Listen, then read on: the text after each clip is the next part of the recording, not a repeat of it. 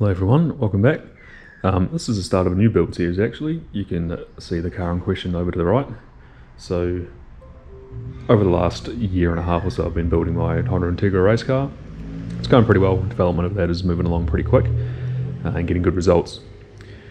But as with any full-on race car, there's a lot to it. So there's a lot of maintenance. It's pretty cheap to run in terms of being a race car. It doesn't chew through tyres particularly quickly or anything, but there's still a lot to do to it.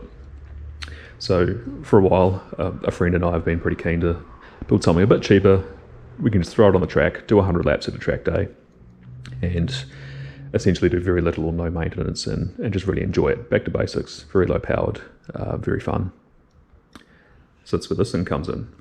So I've been looking at the B spec class in America for quite a while, thinking that's a pretty good formula, and out of that, the Mazda 2 seemed to be a pretty good candidate. So we picked one up at auction for pretty cheap, and I'll show you why.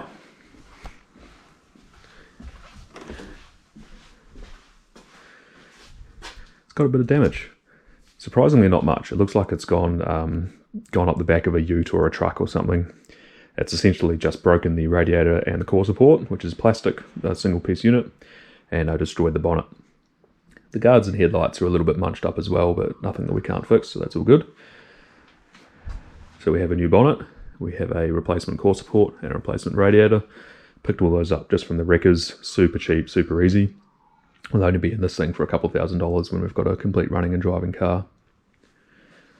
The plans for it, in terms of getting it ready to get on the track, super simple. So literally all we're going to do is fix up the crash damage, make sure it's all straight, put coilovers in it, put brake pads in it, good fluid, wheels and tyres.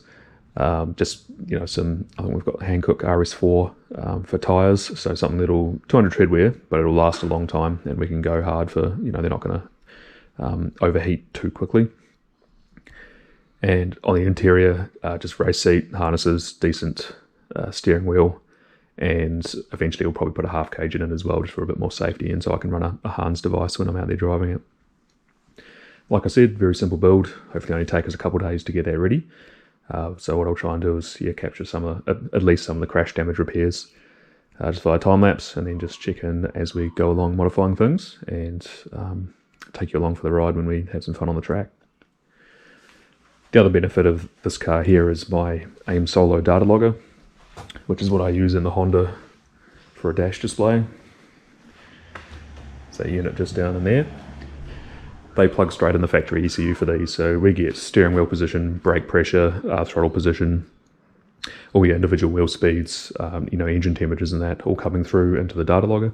So it'll be fantastic for analysing our driving, being that we're sharing the car. We can really learn off each other and go faster again. Also, for the eagle-eyed folks, I'm in a different location. Been building a house for the last 3 years, and that's finally done, so very happy. It's remarkably similar to my old house, it's just bigger in every way. So within the garage, it's much wider, much taller, so eventually I can fit a hoist in here, and the workshop bit out the back is much deeper, and that's what allows me to fit 2 cars in tandem inside the garage and still have space for the daily alongside it. So really happy to be, really long process, great to be in, and it'll be a nice little workshop once it's all set up properly and going. Anyway, let's start pulling the car apart and see what we find. Alright, before we pull it apart, I'll actually give you a bit more of a detailed overview of the damage. Actually looks pretty good when you have the bonnet up. So, bonnet's obviously munched. There's a little bit of impact damage on the bumper here, that's no real problem. Same with the scrape over there, which I assume was from something else. The car's had a bit of a rough life, all the wheels are curved, a few other dents, so whoever was driving it was not particularly skillful. Main damage is all through here, as you can expect. So essentially what it's done is when it's hit the bonnet, it's obviously been latched in.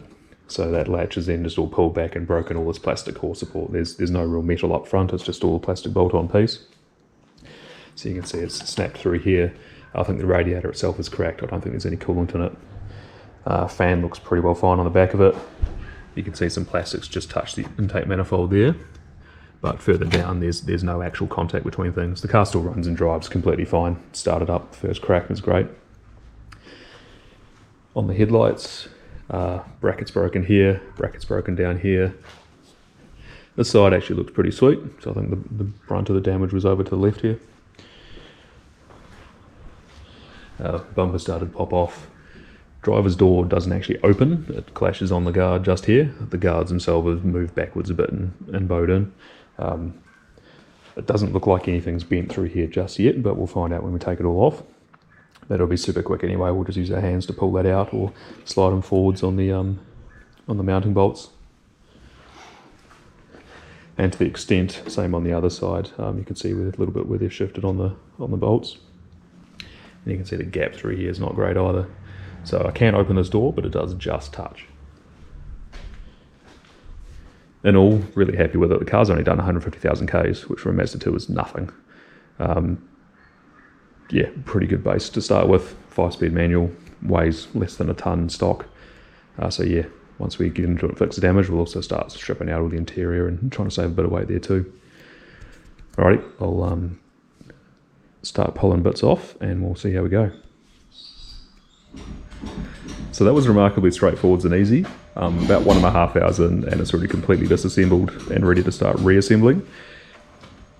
Out of the middle brackets, literally the only thing that was off was this top bracket here, which is what the radiator support bolts onto, and like 2 taps with a hammer, and that was good. I did cover the engine bay in air conditioning refrigerant dye, but that's all good, that'll clean up. Really happy that it's all super straight. Probably do some suspension work while the guards are off it, while we've got some access, get the coilovers in. But yeah, now I'll start working on getting the radiator support in and get that ready to fire up again. Alright, so that was actually really easy. This is all the new plastic, so it's a singular integrated, like a radiator support, which holds the radiator, everything else, and just bolts onto the reinforcement bracket. All went in super easy. Like I said before, just this bracket needed a bit of a tweak. It all lines up. Just had the car running for about 10 minutes, bleeding the coolant, that's all good to go. Gets up a temp. Haven't tested the fan yet because it never got high enough. But everything looks pretty good so far, so pretty happy with how that goes.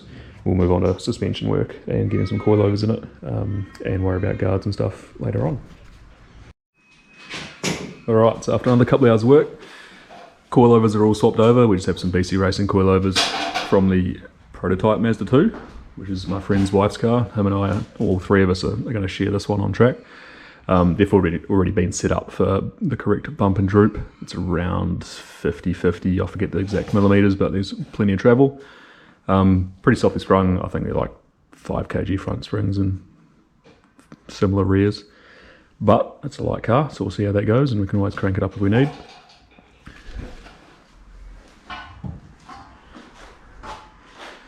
Fronts all came together super easy, so bonnet's on as well. That latched up pretty much perfectly on the core support. Once we got this, we're still in the last corner on the coilover. We'll get the guards on and see how it all fits up, but it's all coming along pretty well. Just in the back you can see it's a torsion beam rear suspension, nothing fancy, but it does the job. Yeah, not much to these cars, which is great, and that's why we enjoy them. Guards have been rolled, we did that earlier as well, front and rears, because we've got some big meats to chuck on.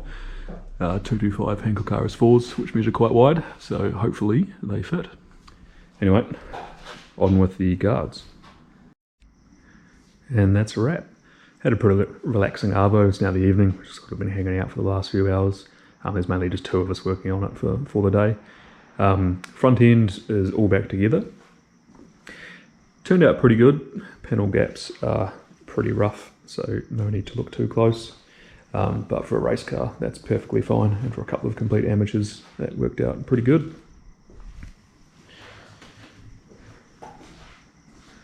Got an old race seat that I was using for my simulator, and here this is just adapted to standard brackets, so it's on a rail so we can move it back and forth depending on driver height, because there'll be 3 of us driving this car.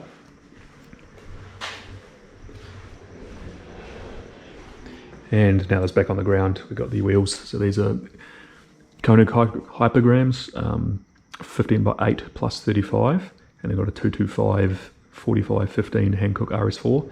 The car just eats them up. That's probably about as wide as you're going to get in the rear, but in the front you could fit a 245 no problem. Not that we'll ever need to, because we have 100 horsepower. So 2 to 5 will be fine, and we can also rotate tyres front to rear, which is something we can do, keen to keep it as budget as possible. Ride height is about 25mm or 1 inch lower than stock. That's a good starting point. We'll probably look to drop it another 25mm at some point, but we just need to check clearances, potentially do some roll centre correction through longer ball joints before we do that.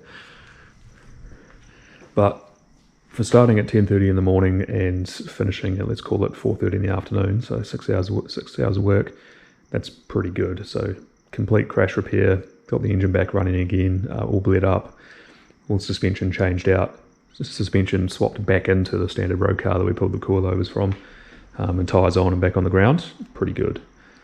What's left is to just give it a service, so flush the brake fluid, put some better pads in it. We've got some Dixcel Z series pads, which we'll try, about half the price of the nearest other ones, so they're all good. I have used them in the past and they were decent, but we'll see how they hold up to long track sessions. I'll get a harness in it. It looks like I can use all the stock seatbelt, sort of the rear seatbelt mount locations to mount my harness to and still be within the legal requirements for the angles. And that'll be nice, so I can actually wear a Hans device when I'm driving it and just swap out the steering wheel to something that's a bit deep dished and a bit better, closer to you. Little things like that, just tiny things, then we'll go to the track, hopefully in a few weeks. But yeah, that'll wrap it for this one. Hopefully we'll be back soon with some track footage and some insights for how it feels. Should be good fun. Catch you later.